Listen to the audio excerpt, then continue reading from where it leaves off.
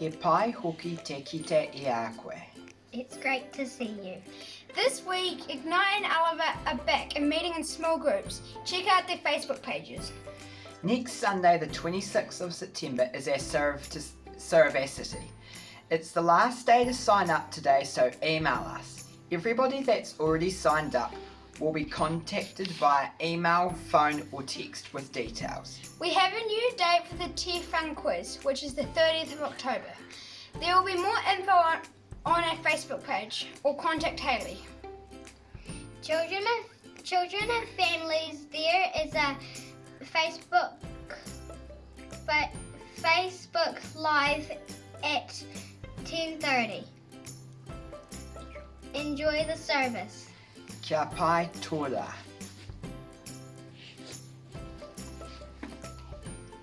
Have a good day.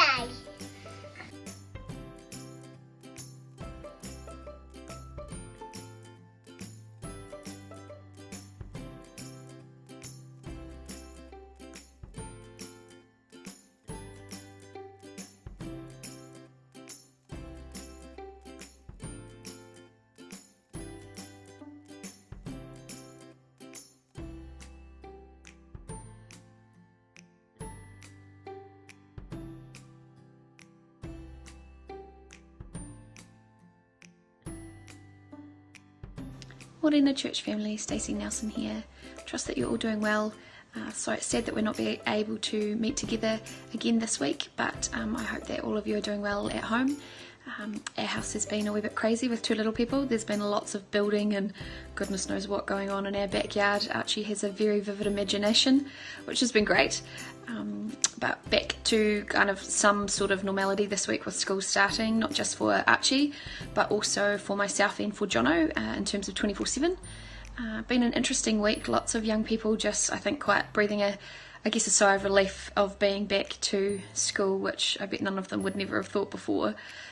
But yeah, I just would really like to extend a big thank you to our church community that it's been really humbling having you get behind us with 24/7, and just want to thank you for all of your aroha and your support, but particularly all of the offers of volunteering, of doing some baking, of financial support, but most importantly for those of you that have been praying for us. That it's been really huge and really noticed, so thank you very much for that.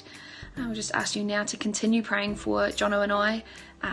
Our great plans for the term have kind of gone out the door, so we're just trying to need to figure out what that looks like for the next couple of weeks, and then how we go about term 4. So I guess just some prayer of reconnecting with some of our young people, and what we can be doing to serve the school and what that looks like would be really grateful. But just really wanted to thank you, church, for your aroha, that it's really been felt by Jono and Jeremy and I, and we're really grateful, so thank you very much.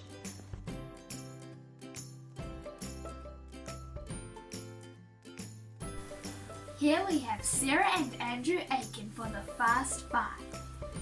What is one thing on your bucket list? Well, for me, one of the things I'm most looking forward to is meeting my grandchildren one day. And what about Sarah? I would love to go to Rome. It was meant to be my 40th birthday this year. It didn't quite happen, but it will happen one day. What is your favourite personal or family tradition? For me, it's relaxing with my family on a Sunday afternoon. I think it might be yours too, Abigail, is Christmas Lights Night.